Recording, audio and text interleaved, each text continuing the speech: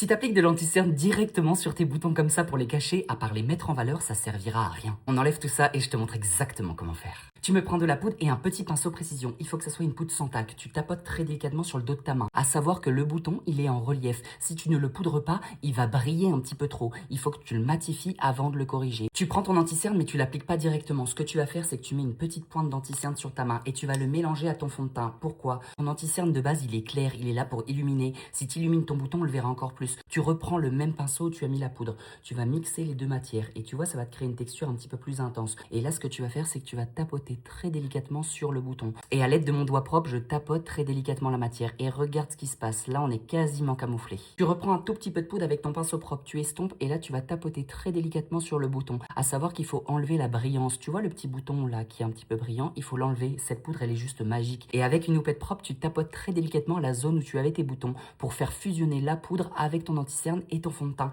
Et là, regarde, plus de boutons, il est camouflé et ça tiendra vraiment toute la journée.